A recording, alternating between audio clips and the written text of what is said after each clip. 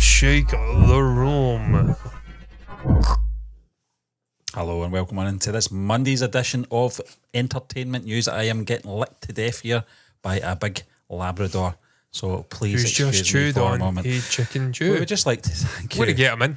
I'd just like to thank you once again for joining us here on our YouTube channel and of course our Twitch stream. This is going to end in tears. It really is going to end in tears. He's trying to walk into a table. I think we'll do the intro again. Let's do it again. There you go. Once the table stops moving. Harley, you pick your moments, son.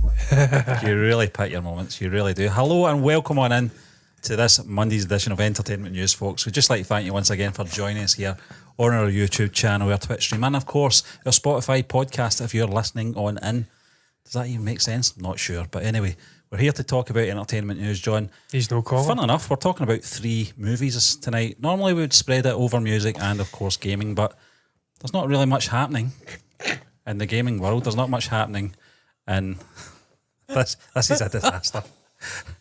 This is a disaster.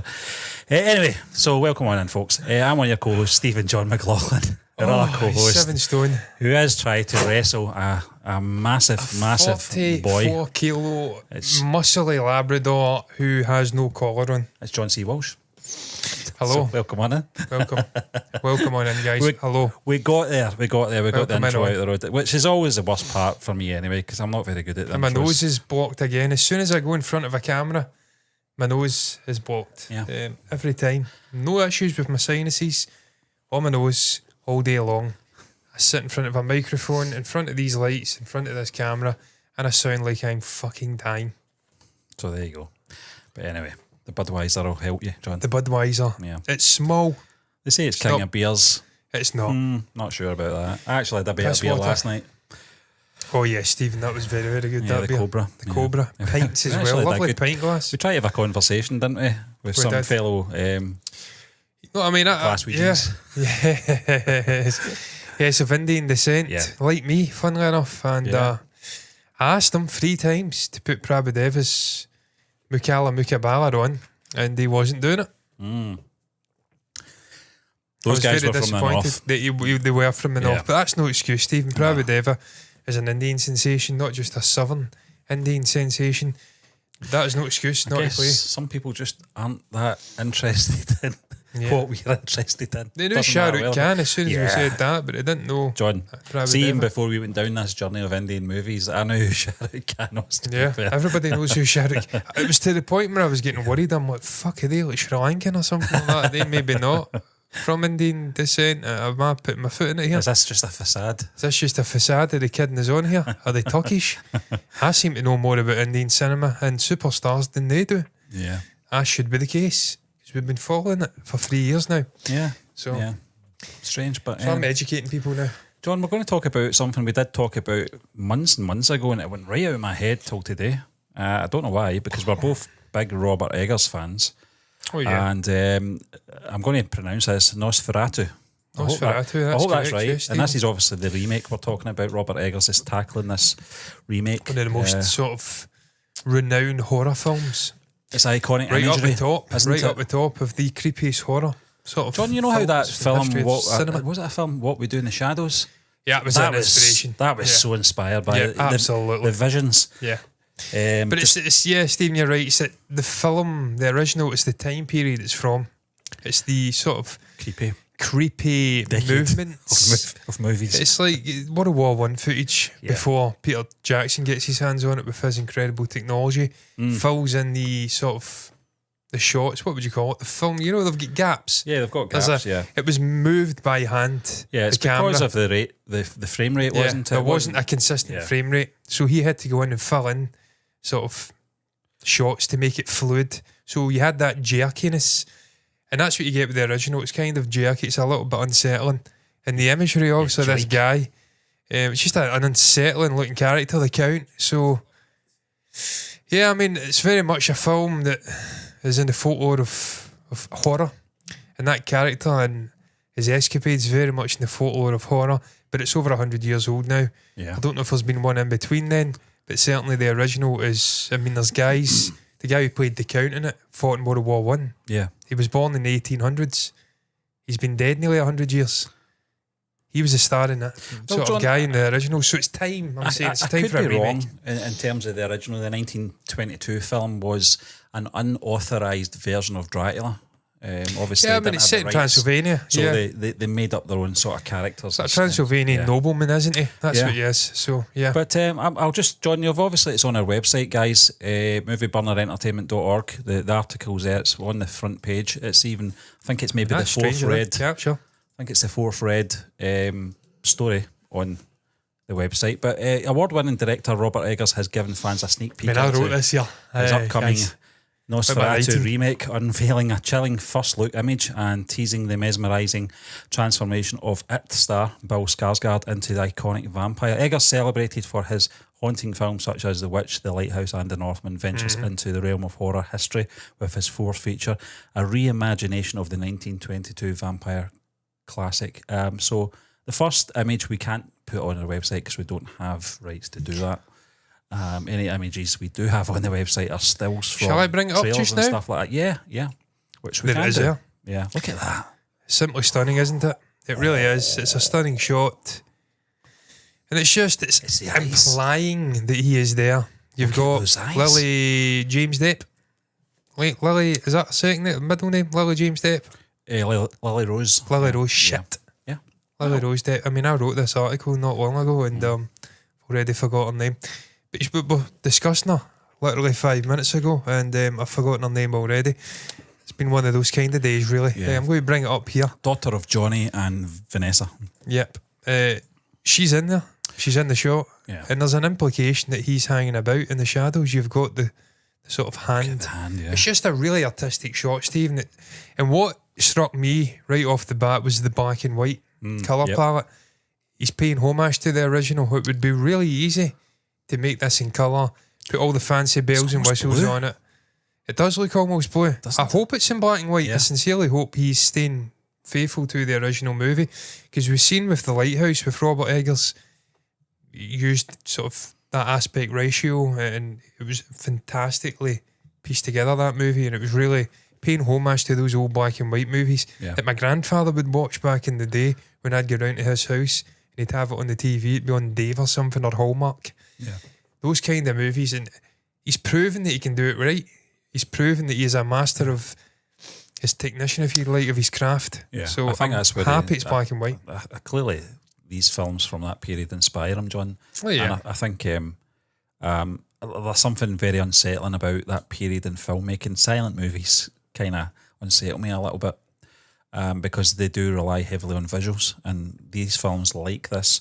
That other one we were talking about with the Joker, the laughing man clown, I can't remember what it's called. Yeah, that was really unsettling. Just really, I don't know. I said this when he was we were the same age as me, that guy. We were doing a trailer reaction for a horror film last week, and I said, horror's not my thing. I don't really get anything out of it. But see, when it comes to films from the 1920s, something very unsettling about that. And it really makes me uncomfortable. And it's not even actual. The Lighthouse did that to me. Yeah, Stephen, it is, because as you says, it's very visually arresting. When you've got it in black and white, we discussed this when The Lighthouse came out. You've not got as much distractions in terms of colours, something taking your eye. It forces you to really focus on the sort of the subject in hand, be it the actor, be it, in that case, a bird being bludgeoned to death and being put down, I think, a well or something by Robert Pattinson's character. It really does hone the senses, and you're focusing firmly on what's happening in front of you. Now, that wasn't a silent movie. Yeah. But there's something about you using black and white that really does make you sort of, John, sharpens the senses. This is interesting. Eggers commented it's a gothic horror movie, and I do think that there hasn't been an old school gothic movie that's actually scary in a while. It's even more Ellen's story than the previous versions, and Lily Rose is absolutely phenomenal. Director expressed concern that Skarsgård's transformation performance might not receive its due credit, emphasising the actor's subtle yet profound portrayal of a folk vampire with a Transylvanian nobleman aesthetic. John, gothic horror. Dead Transylvanian nobleman, no less. Probably Sleepy Hollow for me was probably the last sort of gothic horror that I thought was quite. I love Sleepy Hollow. I was discussing that not long ago. They are looking to do a TV show. remake of Sleepy Hollow. Yeah. We were talking about Johnny Depp. He was obviously in that, wasn't he, Johnny? I think he was anyway, was he? It was, and was. Christina Ricci and a whole I loved host it, of Steve. people, There's something about the atmospheric nature of that kind of movie, the Gothic. Even when I think of Gothic, I think of Gothic campy sort of darkness. Tim Burton's Batman. Well, Tim Burton did Sleepy Hollow. He did Sleepy Hollow. That's what I think of right away. There's something about Tim's style that does reek of Gothic. Yeah, but there's a, as you said, John, there is a kind of cartoony slant on Tim Burton's type Gothic films where Eggers is... He's very serious. It's more of an adult version of these films.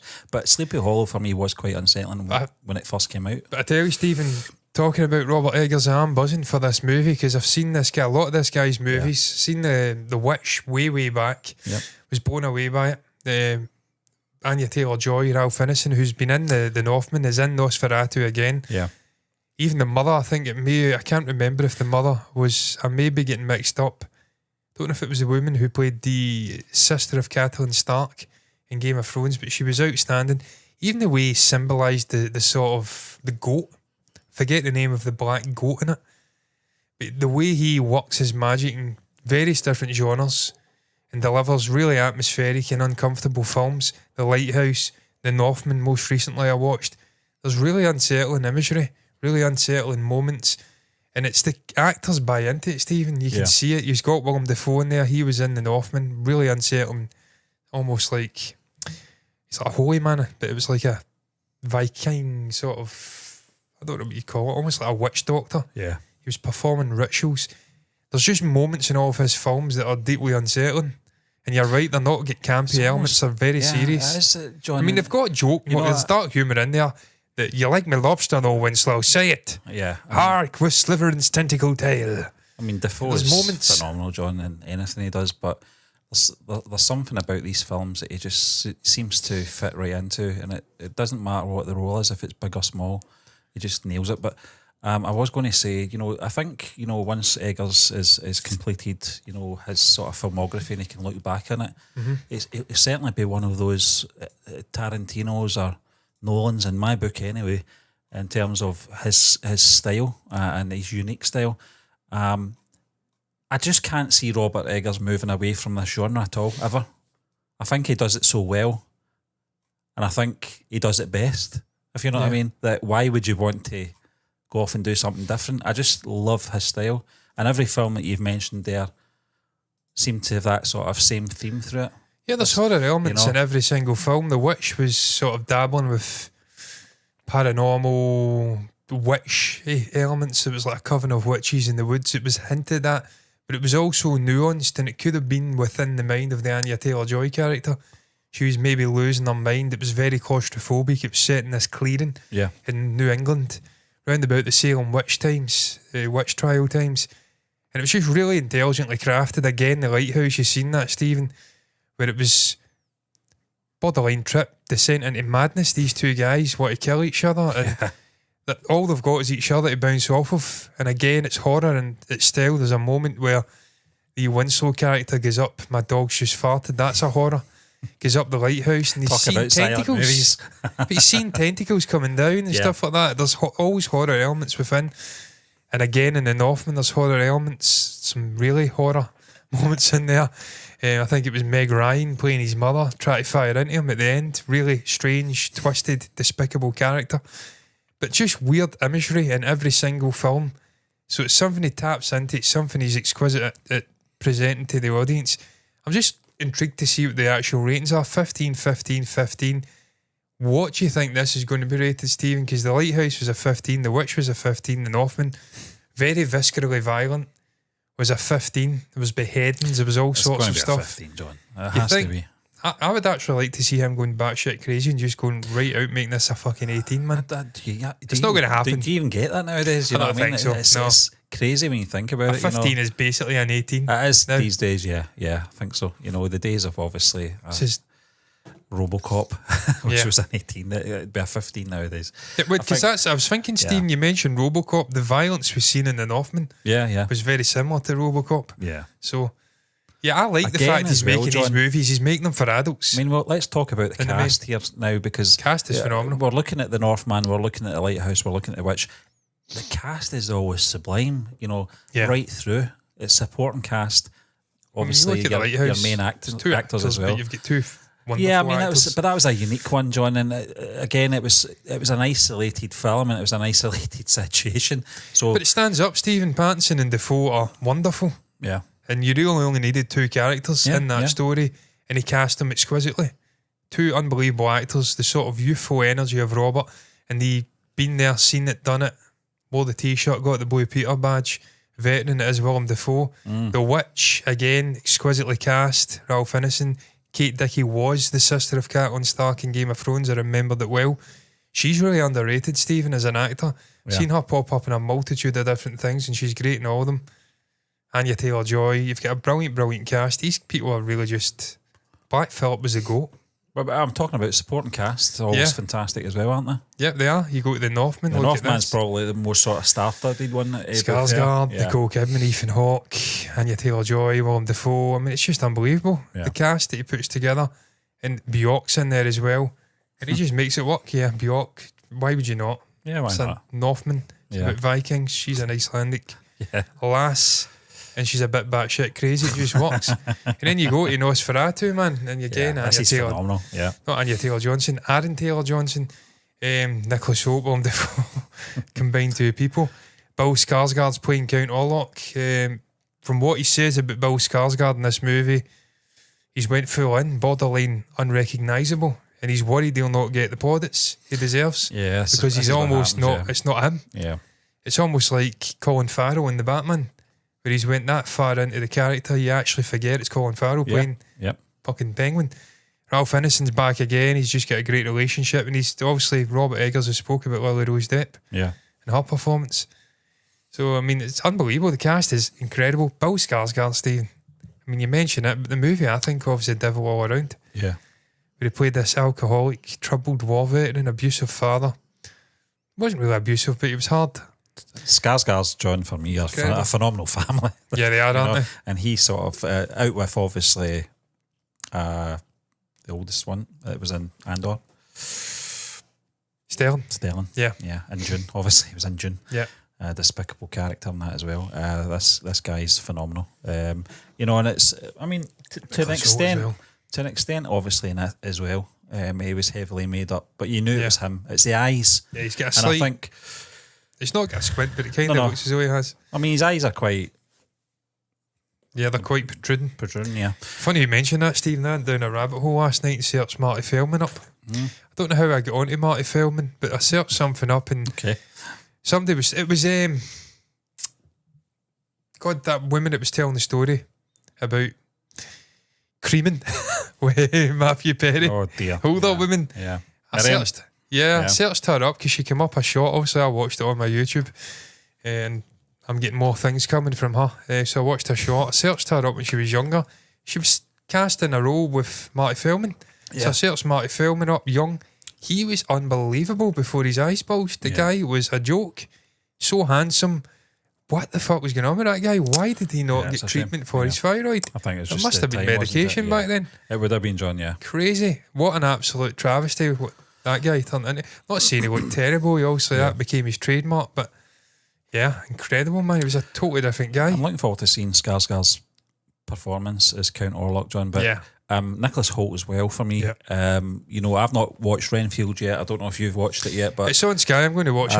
a different type of vampire film. But just Holt, another one that can just turn his hand to many genre. Yeah. And he's always great in everything he does. First film we saw him in was probably about a boy, wasn't it? He's When the he was same just a age as kid. me. And he was so good in that, and I just knew this guy, he's not a child actor, he's not a child star. This guy's going to have a big career, and he certainly has. He'll He's get been the cat. fantastic in everything he's been in.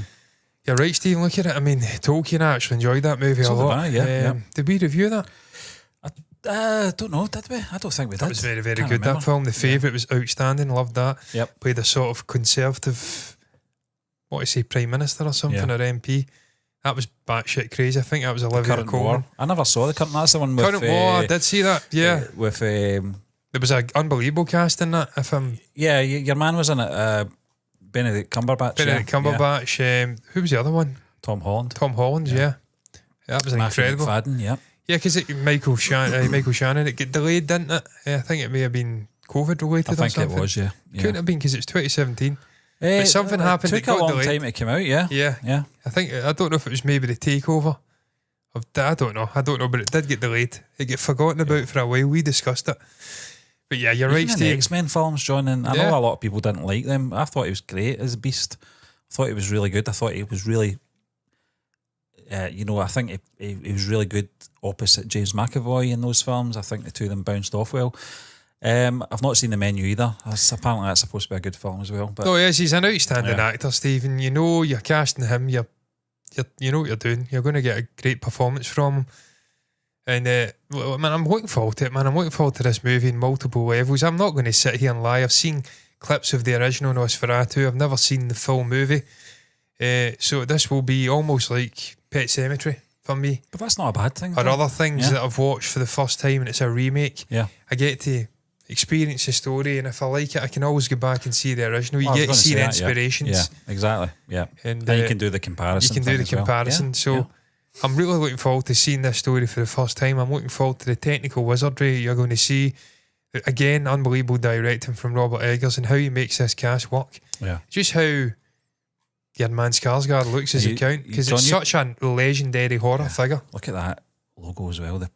It's fantastic, isn't it? I was going to say, we obviously did a trailer reaction for a horror film last week, John, and you actually hit the nail on the head in terms of the best place to experience horror is in the theatre.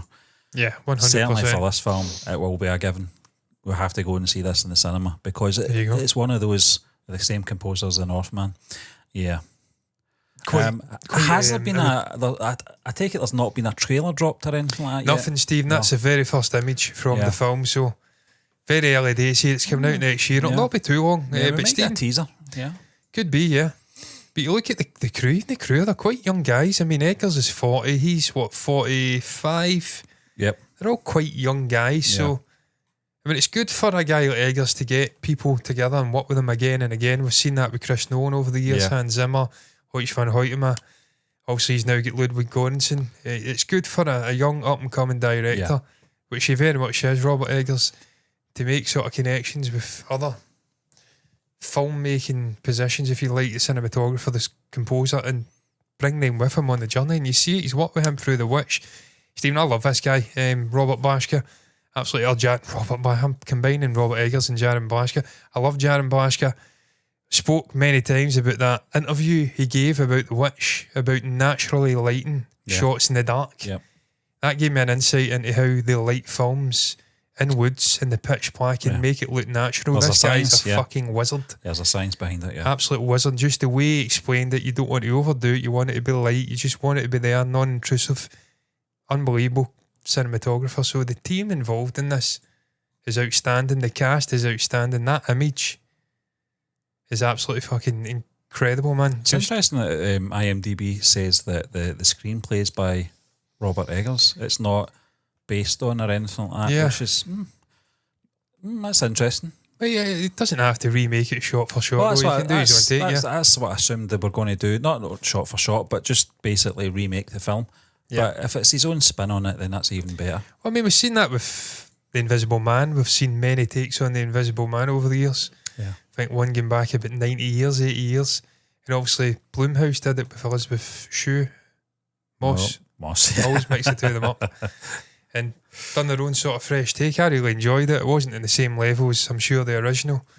And it won't be like Nosferatu will be, where you've got Eggers potentially bringing something out. It's equally as important culturally. Yeah. Going forward another 100 years. So, yeah, I mean, I'm looking forward to it. Really, I'm looking forward to this film. I can't stress enough. I've spoke about this for years now since it was announced. Yeah. I was buzzing at the time because he is a director I've enjoyed for 8 years now, 9 years since The Witch came out. What was it, 2017? 2015? Nearly 10 years. Yeah. Incredible. I've been watching this guy's film, so... Yeah. And I just thought at the time... Do you see him the same way I do, though, John? I said earlier about him being an event director. I do see absolutely, Steve. He's one of those guys, when a film comes out, you're buzzing for it. Like a Nolan, like a Tarantino, Like, was it Paul Greengrass was another one I want to say. Guys like that who release films, and you're like, yep, Stick to their guns, yeah. They stick to their guns, and that's it. Even Jordan Peele. Yeah, Jordan Peele, doesn't release a huge amount of films, but when he does, you're up for it. Yeah, that's it. Exactly. You look out for them as well. But, absolutely am. Yeah, I'm going to move on, John. Just a couple of smaller things to talk about here. But big news, if you're obviously a big fan of the Wolverine and Hugh Jackman. I've screwed that. That's the wrong way about. Oh, no. Doesn't matter. We've not got We've not got a heading for Hugh Jackman. We've not got a graffiti for Hugh Jackman. I have to stress I did do it. I've just overwrote it with Eddie Murphy, Axel Foley. Does it say Jack Human? Okay. It says Eddie Murphy. It's Axel Foley. Would you want to do the Eddie Murphy stuff first? No, we'll do Hugh Jackman. Are you sure? Yeah. Okay then. Hugh Jackman channels Wolverine vibes with iconic mutton chops in anticipation of Deadpool 3 filming resumption. Did I tell you I rocked mutton chops? Yeah. For a while. Do you remember that, Stephen? Yeah. Oh my God, wasn't it a good time, was it? That still's from, I want to say, from the second X-Men film. Wasn't that far back. I want to say it was probably Days of Future Past, round about then.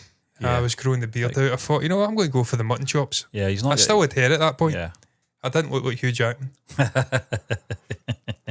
Not many people do. Didn't have that body, I'll tell you that. Don't do yourself an injustice. You can't compare it. Nobody can compare themselves to Hugh Jackman. It looked interesting. He's a unique specimen of a man. But John, Hugh Jackman. Some might say I could have done Wolverine better because I'm not as big as you. He is set with the yellow thing. Yes. I have to say I'm not 5'4" like I think Wolverine is in the comics, but I'm not 6'2" either. He is set to reprise the role as Wolverine in Marvel Studios' Deadpool 3. John showcases his iconic Wolverine facial hair in a recent photo.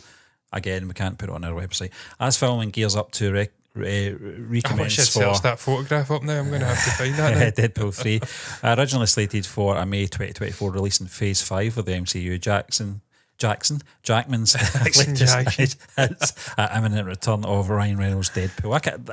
This is the thing, John, about obviously the Hugh Jackman thing with Deadpool 3.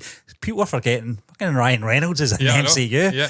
Don't forget that, please. Ryan's got his fingers in so many pies now. Yeah. It's often easy to forget that he's actually an actor. Yeah. He owns a football team. He's bought a stake in the Alpine racing car. I started watching that Wrexham thing, John. It's good, man. It is. He's passionate about it, to be fair. I don't know how long it will last, but he's bought right in. He's a dead down-to-earth, brilliant guy. He goes and speaks to all the players, the people behind the scenes. Just strikes me as a right good ambassador for Canada. Proper human being. Yeah. He's hugely successful, mega money, one of the best paid in Hollywood, but just a right good human being. But yeah, he invested in Alpine and Esteban Ocon at the Las Vegas Grand Prix. He's got such a wicked sense of humour. It's got just a Deadpool helmet on. There was a period, John, where just on social media between him and Hugh Jackman, I think it was maybe about 3 or 4 Christmases ago. It was just so funny. Aviator gin. Yeah, and there was an iconic picture with Jake Gyllenhaal with the sweater. It was just one of them turned up with a sweater, didn't they? I think it was Ryan. And Hugh and Jake were pointing, laughing at him. It was just so funny. You know, it's right up there with the Jimmy Kimmel. Yeah. Matt Damon. Yeah. Full sort of kayfabe beef. Yeah. It's great, man, to see that they can take pot shots. I don't know if we can find them, John. I don't know. I'm going to what I'll do is I'll go to... It might have been Hugh Jackman's social media. Oh, I'll go maybe to Instagram, maybe, I'm not sure. Go to Hugh Jackman. Hi Jackman. I've been drinking. Hi Jackman. Hi Insta. Hi Jackman. Listen, I love his Insta, incidentally. I remember him back in the day posting his meals and his workout regime. And that's the one. Look at him, he looks different, doesn't he, with the salt and pepper look. He's got the glasses. He was walking around Yorkshire a couple of months ago. Someone took a snap of him walking by Yorkshire, some house in Yorkshire. Random. Imagine getting outside and walking, there's Hugh Jackman. You but fucking hell. I know. He looks cool as hell though, Stephen. I love guys who just grow old gracefully. Yeah. They don't try to enhance it. I mean, I'm not saying he's not going to. They will probably die this for the film. John, I don't think he's going to do what he did back in the days of Future Past in terms of what he had to get through mentally and physically in terms of severe migraines. I think he's too old for that now. But It puts most people his age to shame. Let's not beat about the bush here, man. He'll be doing. No, he will be, but he'll what be I mean doing is, tests and stuff like that. his He will. peak physique was Days of Future Oh, Past. it was unbelievable, Stephen. The guy was a unit. And he's not naturally like that. He is quite a lean, sort of. He is, yeah. I mean, he's scrawny, not scrawny. He's quite. What do you call that again? Michael Rooker's an example of it, where he's quite densely packed with muscle fibre. Yeah. He might look lean and quite skinny, but he's really strong. There's a name for it. There's a certain name for those type of people, but he's got really. You can tell he's densely packed with muscle. I'm just looking at that picture with all the food there. Oh, I know, and he can't. He probably can't eat half of it. Oh, look at it. Brutal, wasn't it? I can imagine he's a tremendous cook. I can just imagine. It's funny, John, because look at those pictures. Yeah, he's got a full beard there. Yeah. And then in this last picture, it's obviously been trimmed. Yeah, so he's obviously... must be getting close, yeah. Yeah, it must be. And you can see there, he's got it there as well. Just a cool cat, isn't he? He's a brilliant guy. Yeah, it's John. Just talking about him as well, we were talking about multi-talented. I think we were maybe talking about some Indian performers and some of the Western ones, which aren't many. But he is one of them. No, he is. He can sing, he can dance, he can perform, he can act, he can do everything. Guy's tall, he's got some head of hair, he's jacked. Is there something you've not got, Hugh? He's got a good nature about him as well, John. Yeah, he is. He's a brilliant guy, dead easy guy. He's just a cool guy. And he's been married to his wife for, 30 odd years as well, hasn't he? But Stephen, I get that way. I don't want to say every single person from... He is Australian, isn't he? Yeah. Every single person from Australia is like that. Obviously not, but... I think Chris Hemsworth, I think he's been married to the same girl for a long time, man. They've been in a steady relationship, get kids.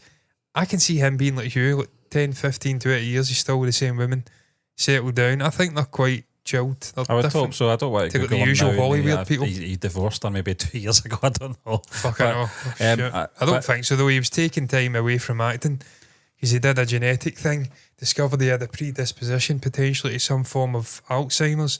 And I thought, I'm going to look after myself and spend more time with my wife and my kids. So I've got nothing but respect for people like that who maybe put their family and their self before wealth. I remember when I mean, he's rich, but you know what I mean. The Great Showman came out, John, and there was a behind the scenes.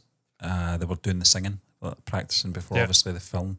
The camera started rolling, and he was. It was the lady. I can't remember the song, but it was the one. It was the bearded lady. Her. Yeah. Some voice, and he was reduced to tears with the singing. I always remember it. He was just very choked up about it, and it shows that he cares when he's doing a role or a performance. He puts everything into it, his heart and soul, and he does really care about his art. And was I excited to see him back? That sort of, I think it was a trailer or something they did where Hugh Jackman walked by and then he went up the stairs. It was Ryan Reynolds' house or something. I can't remember. And I know everyone was like going off their nut and stuff like that. He's back. I had reservations. I don't know why. I just thought, I'm the same, Steve. I don't know. I know it'll be a different sort of timeline and all that carry on, but Logan was just such a good film. It was an excellent film and just a great way to go out as an actor, not as the character, if before anyone says, but it's a different fucking timeline. I don't care. Just for him and his legacy with that character, it was just a perfect ending. It was so sad, obviously him passing away in the film, but it was just a great ending to the film as well. And it is a risk. So I don't want to see that. I don't think it'll ruin it, what came before. It certainly won't. But I'm still looking forward to it. I've always wanted to see Hugh Jackman and Ryan Reynolds sharing some screen time together with these characters, and we didn't think we were ever going to get it, so should be grateful for that. Well, tonally it's not going to be anywhere near Logan. No. Because it's Wade Wilson. Yeah. And we know what Wade Wilson brings. He brings expletives, he brings violence, he brings jokes aplenty. It's just, that's what you get with Wade Wilson. That's what you get with Deadpool. So does the Wolverine. Yeah, well, I know, absolutely, Stephen. I've described it, but there's a tonally they're poles apart. Like he's South Pole, he's North Pole. Just had to explain that's what I meant by poles.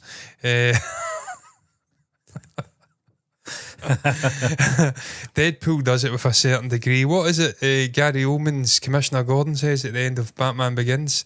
We've got another one for you here. Batman or whatever. Yeah, taste this for one's theatrics, got a taste for the theatrics. Wade Wilson has a taste for the theatrics, whereas Hugh Jackman, Wolverine, Logan, very much doesn't have a taste for the theatrics. He's very much a fuck you, get out of my way, I'm drinking a beer here, leave me alone type of character. So it's going to be really interesting to see how he fits into this film tonally, where they're going to go with it. I've got reservations, Stephen, about this film on many levels. Yeah. How it's going to play out for Wolverine, just completely don't even reference Logan or anything. It's a variant from a different timeline. Just make it work in the film. Do nothing to destroy what came before, because Logan was unbelievable, as you says. What an ending. But also, how they're going to handle it from a rating perspective, I don't trust Disney. No. For all the talk about this will be R-rated, it's separate to the MCU, I don't trust them. They were meddling after the takeover, the merger of Fox Disney. They put out some Christmas version that was PG-13. That's right, yeah. I'm worried that they try and neuter some of the more some of the better elements that made those Deadpool movies so funny and so different. It was the swearing, it was the violence, it was the R rating. That's what set it apart. I think they were dipping their toe in the water, Disney, certainly Marvel. With Guardians of the Galaxy Volume 3 when they dropped the F-bomb for the first time in the MCU. I think that was purposely put in there for this eventuality, to see what would be the reaction. There was no reaction at all. It's common use of word. We were talking about it before we came on, John. We'll obviously try to curtail it a little bit. I swear too much. But way too much. But there is a natural sort of flow to it as well. It's just what normal people do, But Disney, they don't do some that. Some people don't, Steve. Well, so and I went to badminton back in the day, for instance, and I was swearing all over the place when I was missing shots. I have to stress, I'm pretty good at badminton. I'm not Olympian level, but I'm pretty decent at badminton. But I was missing shots, and I'm just not the type of person who shouts chocolate when I miss a shot in badminton or in sport. I'm very much a Phoebe Buffet. I won leash the profanity. I didn't get invited back. So, I mean, I do like to swear, but I've been OTT at times on this channel. It's just too much. We'll try and condition ourselves. We do our best, but sometimes it's just the way we are. Trying to think about sponsorships in the future or something, Does a brand want to associate with someone that's cussing every 2 seconds? No, they don't. Maybe the Viz. Yeah. Well, I mean, everyone see, what's that? Manscaping or some shit like that. Why have we not had that? I don't know. I mean, I'd do a joke advert for that, no problem. Put that together in no time. Little shitty channels that do audio-only podcasts. Yeah. They're sponsored by these people. I don't know if they reach out to them or we've got to reach out to them. I don't know. Bigger than them? Honestly, Come on. I don't know. I don't know if they're approached or they have to approach them. I'm not really sure. Certainly not a pair of beggars. So we don't do that. Well, we have been told we're beggars before. Yeah. That's another thing. And trash. Yeah. Whatever. Do you remember that back in maybe the early 90s? People used to do that. Yeah. Whatever. Yeah, talk to the face, yeah. I'll talk to the hand, sorry. Terrible patter. Stephen, telling you, some of the things I've been seeing, I'm embarrassed a lot of the times for my generation, the millennials. But I'm embarrassed just to be associated with some of them. But some of the shit they're doing on TikTok just now, they're having a sort of culture war, a generational war with the Zoomers. All right, okay. They're not taking it well. They're getting told they're old, they're over the hill, they need to let go. And they're just, some of the shit they're doing, I'm like, what the fuck? See, my generation never copped that for some reason off the millennials. Because you were too cool. No, I know they just skipped you and went at the boomers. Yeah, I know. It's bizarre, isn't it? They might say they were the forgotten generation. Yeah. There's a name, isn't it, for that generation? Basically, they were free to do what they want. They could go out the house and do anything they wanted. Yeah. And they were kind of forgotten about. That's like their identity. You could say that's, again, they've been forgotten for their parents or grandparents or but it's parents, the boomers. But it's also they say something. A coolness thing. The latchkey or something like that. They say something like that, but I wasn't really paying attention to them. Yeah. But anyway. Some could say it's because they're cool though. They're the cool generation. Yeah. And I'd agree. Yeah. But anyway. Disgusted to be a millennial. Yeah, John, mutton chops. I'm going to watch it. I'm not going to kid myself. I'm not watching this. This is ruining the legacy. I don't mean that. Oh man, Ryan Reynolds is glorious. Because Deadpool is phenomenal, John. The first 2 movies were incredible. I do have my reservations. I have my concerns like yourself. How much interference Disney are going to put into this third Who was it film. that was in Deadpool 2? And they actually died? Was it Tom Cruise? Or was it somebody died? It was the one that hit the power line. He was in it and it was basically you didn't know it was him. It was quite a big start. Might not have been Tom Cruise, to be fair. But I'll see if I can find him. It wasn't Matt Damon. Who the hell was it? It wasn't Bill Skarsgård, was it? There was quite a big name in there. He hit the power line and died. Was it Brad Pitt? I can't remember. I think it was Brad Pitt. Yeah. I'm going to search it up, man. I think you might be right, actually. I think it was Brad Pitt. It was. It was Brad Pitt. Yeah, it was Brad Pitt. I forgot all about that. Yeah, he hit the line. Yeah. And obviously Thingy died. Yeah, I mean, at the point I'm making this, I mean, that was the X-Force, wasn't it? Yeah. Disastrous. They were falling out of helicopters and dying and everything. It turned out it was just Domino. I think it was Cable, Deadpool, and one other character. It was just back to the core cast. They basically wasted 15 minutes training these characters, but it was great. It worked because that's Deadpool. That reminds me of the Suicide Squad at the very start. Yeah, they promoted Weasel. all these characters and killed them all off. Weasel basically, fucking dog is killing me here. Yeah. Jesus Christ, it's just wall-to-wall flatulence. Holy shit. He's been eating chicken, and my God, they're right when they say white meat goes through you quick. That's probably my fault as well, John, giving him that stick. No, it was actual chicken, Stephen. Yeah. And he had a bit of that curry from last night as well. Yeah, I think it's curry then. Yeah. It was a chasney though. Yeah. It wasn't the biryani I had. But I'm looking forward to it, John. One thing, tonight, the common theme is, it's all about first images, and we can't show you any of them on our website. And there's no Boss Logic in sight. No, so Eddie Murphy, I John. Boss Logic, I'm not slagging him. We've already talked about reprising Axel Foley role in the first glimpse of Beverly Hills Cop 4. I was about to say 3 there, because I'm trying to forget 3, so I'm classing this as 3. But yeah, Eddie Murphy makes a triumphant return. That was me today, Stephen, Axel believe me. Foley in the first release image from the highly anticipated Beverly Hills Cop 4, marking decades since Murphy's iconic debut as the Detroit cop. Now the image is out there, John. Yeah, we talked about Eddie Murphy. How did it say? This guy doesn't age. He doesn't age. But I will say this. He doesn't age. He's aging remarkably well. He's 60 years of age, I think, or close to it, 59. But he is starting to, I mean, there he looks a bit weird. Beverly Hills Cop. If you're a cop from Beverly, he's from Detroit, sorry. Yeah, because he's got the lines. You would not be that well groomed. You wouldn't be. But it's his hair. His hair's almost like painted on. And I get that's a thing, man. They kind of do the line-up and they do that. But yeah, there's just little signs here that he's looking a little bit. But listen, I can't bring myself to slag off Eddie Murphy. I love the guy. Yeah. Absolutely love him. Yeah. He was my childhood, growing up watching him. Phenomenal. Coming to America, eating the Nutty Professor and things like that. These not so good movies. John, have you seen the Beverly Hills Cop movies? Yeah, I've seen at least one. Yeah. I do remember it. That's probably the one with Judge Reinhold. Yeah, there was one with him, and I think it ended at the end. It was like a warehouse or something. There was a shootout. That was it. Yeah, first one. Yeah, I've seen that for sure. It's a phenomenal film. Yeah. The second one's phenomenal as well.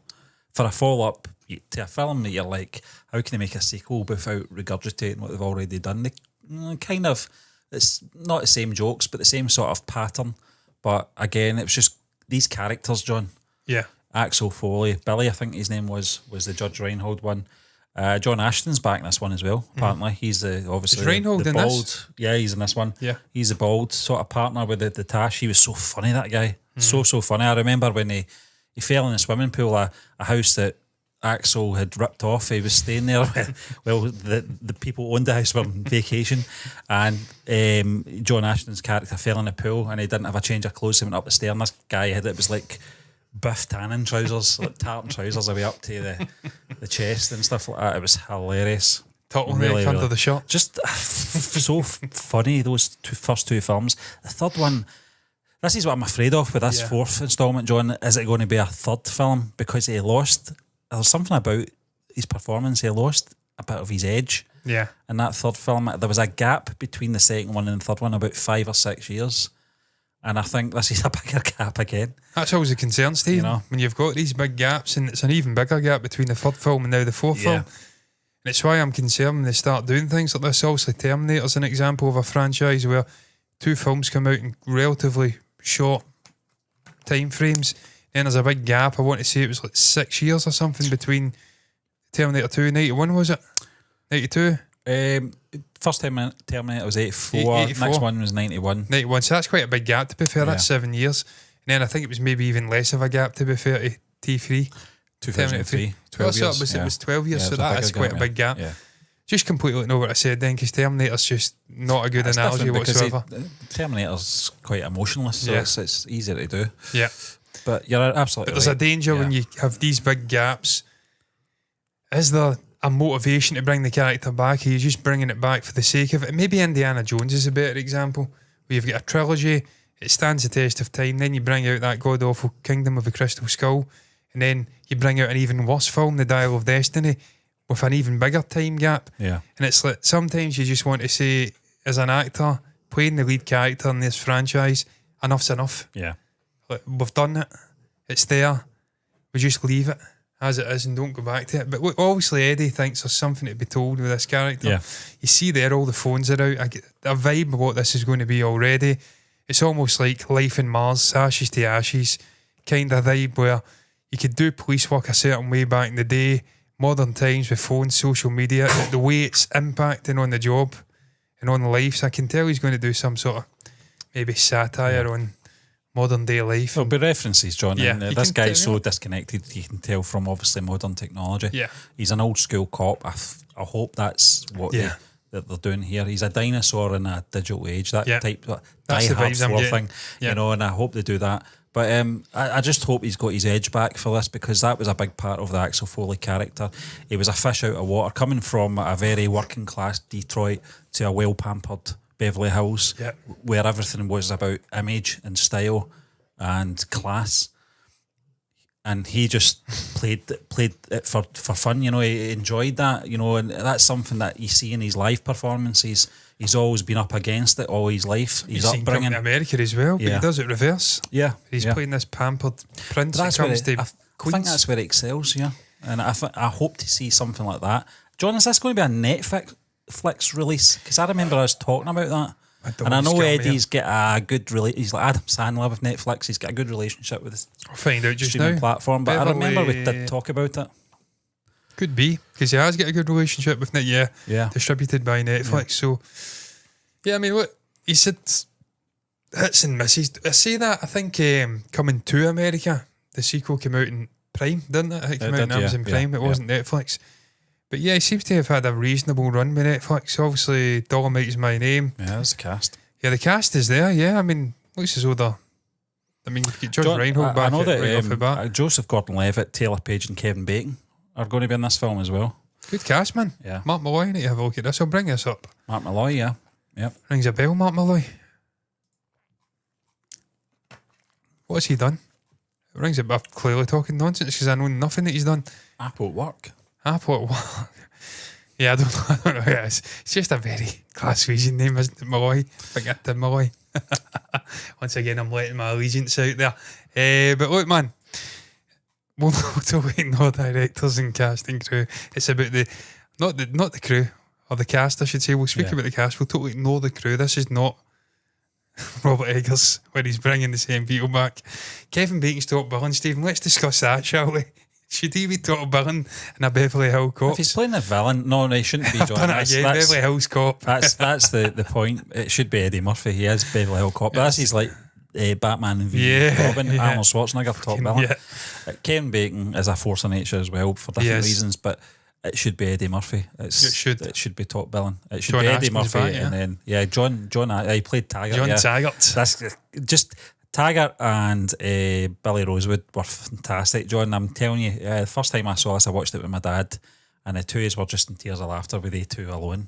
Even without Eddie Murphy, just so funny. But Eddie Murphy, just on another level, that period in his film career, just hungry, you know. There's just and- something about the guy, isn't there? Reading Yeah. that photo, that just typifies him. It's that little twinkle he's got.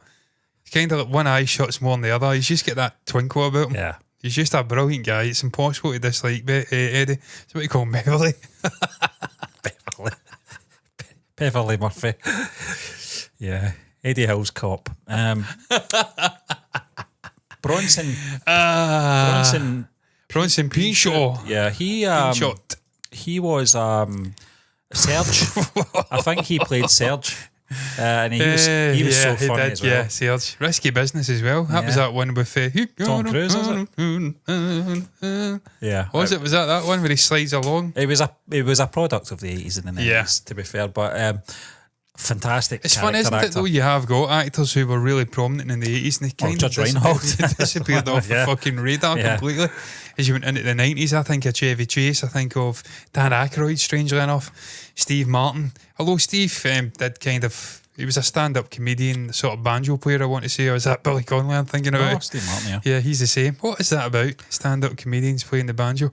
Maybe they have to widen the repertoire to tick boxes.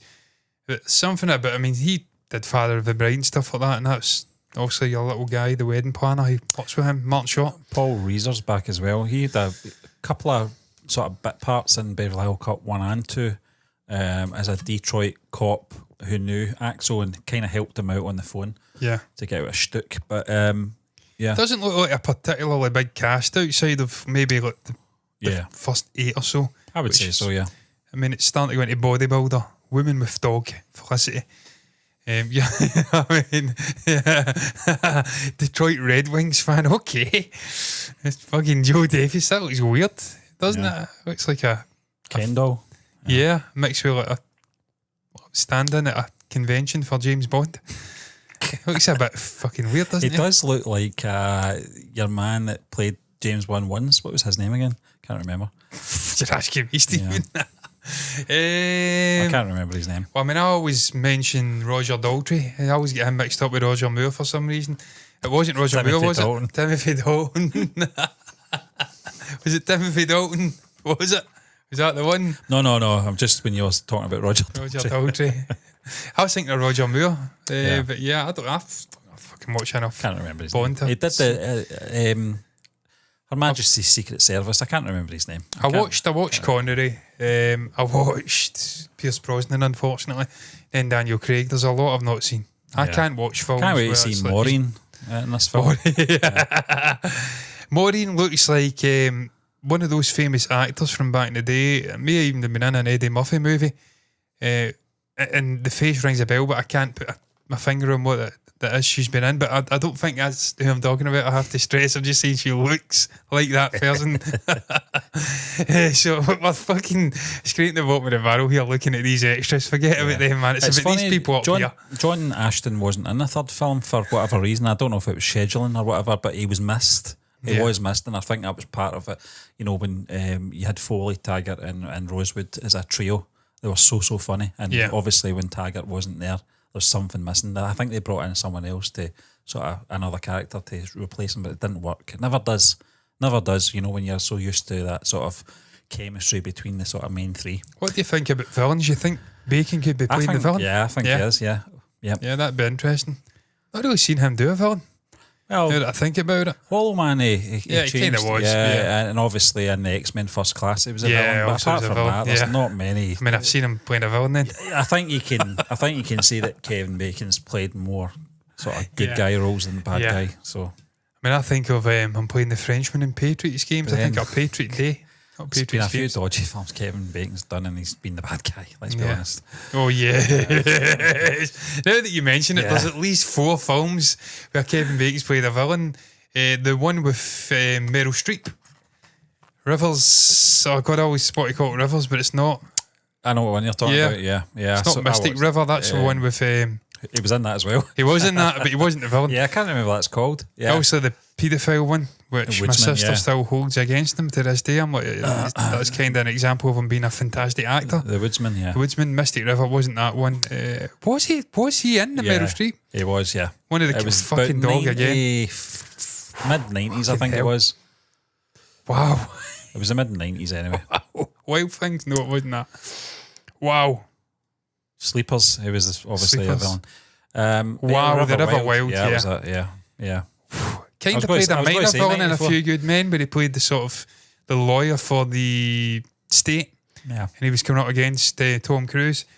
And then obviously, I want to say Stir of Echoes, he wasn't a villain, he was unearthing the mystery. One of the fucking best films, by the way, horror films. John, the problem with that may have been the last horror film that I was actually creeped out by. I was about 10. Came out at the same time as The Sixth Sense, so it suffered.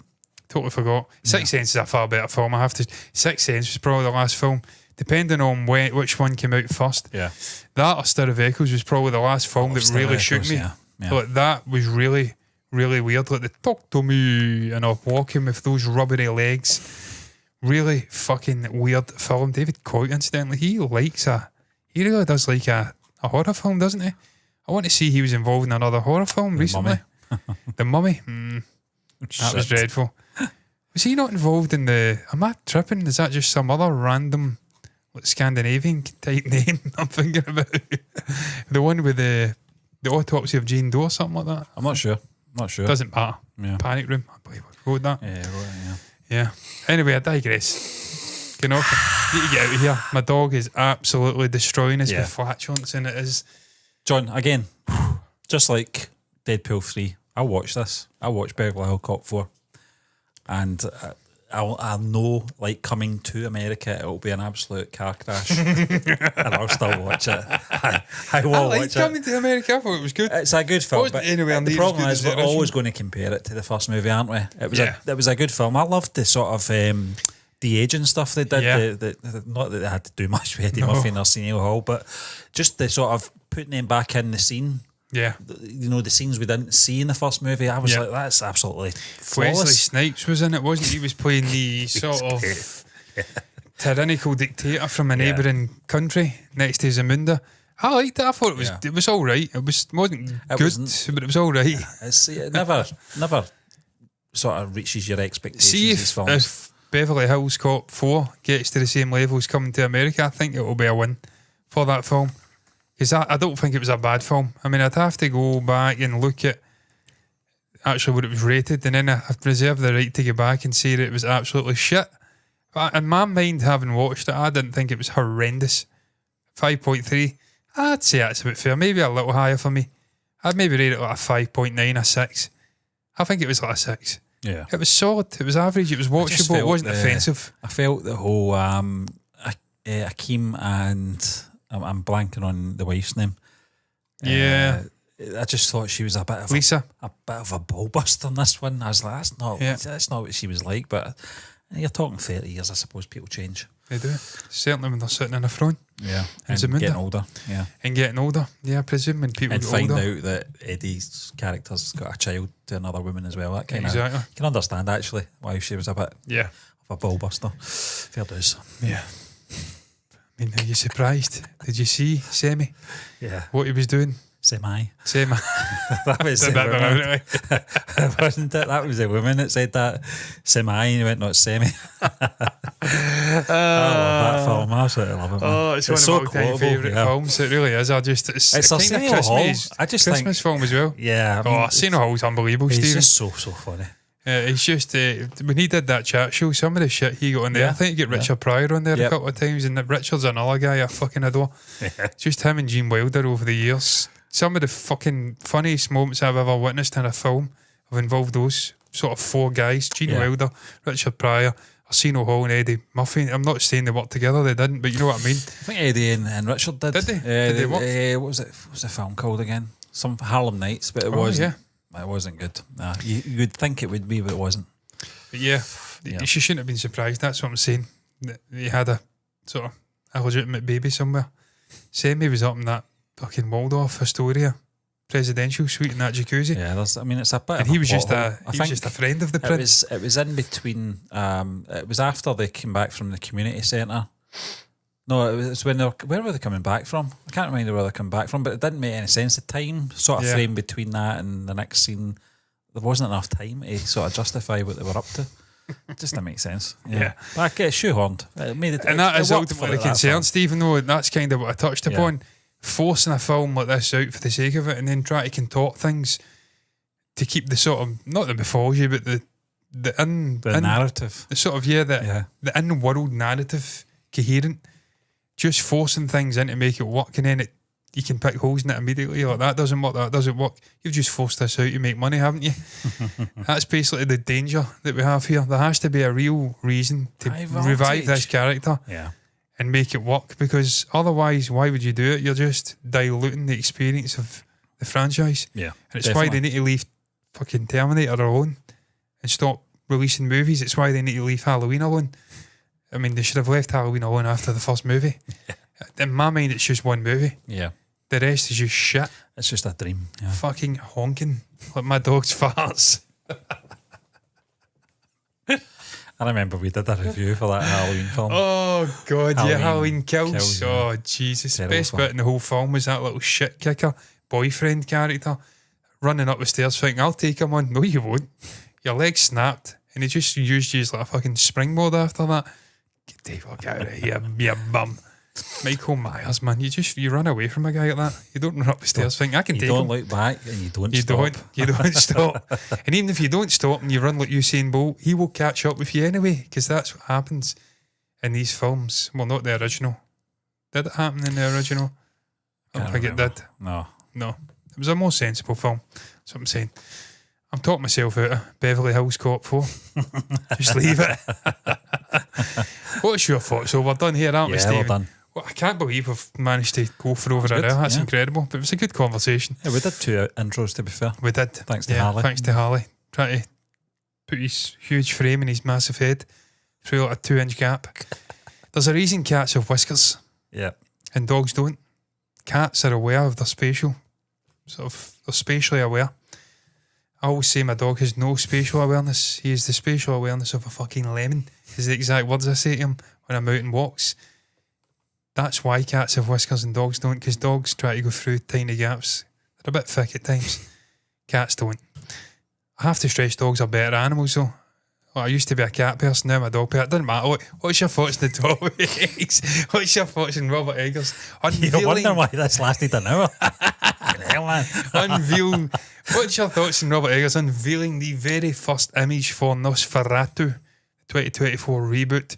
Share your thoughts down below about the film, about the cast, about the crew, about the concept, the reboot, the original. If you have anything to say about it, anything you feel compelled to share, you can put down below in the comments section. Thoughts on Hugh Jackman growing out he didn't grow it out, he grew a beard out, but he's now trimmed it down to what do you call it again? Mutton chops. Get on a bed. Get on a bed. Very good, Barry. Very good. Inform the press. What's your thoughts on the mutton chops? Share it down below. Thoughts on Deadpool 2, or Deadpool 3 I should say. Deadpool 2. You can share your thoughts on Deadpool 2 as well if you want. Yeah. Kind of out of date, but maybe if you stay up in the Scottish Highlands, it's just come out in the theatres. Share your thoughts down below about that, about Eddie Murphy reprising his role as Axel Foley. The very first image has dropped out for that film as well. Has dropped for that film. There's a theme. A lot of images dropping for these films. Anything you feel compelled to share, you can put down below about any of that, about any of the side track tangents we've discussed throughout this show, about my dog's flatulence, anything at all, down below in the comment section. Like the video if you've enjoyed it, subscribe to the channel, hit the bell icon to get notifications straight to your eyeballs. Follow button, notifications button, and Twitch to do the exact same thing. Follow and like the podcast on Spotify podcasts, funnily enough. All that's left to be said is thank you once again for watching though. Till next time, me and Stephen are done. Bye bye.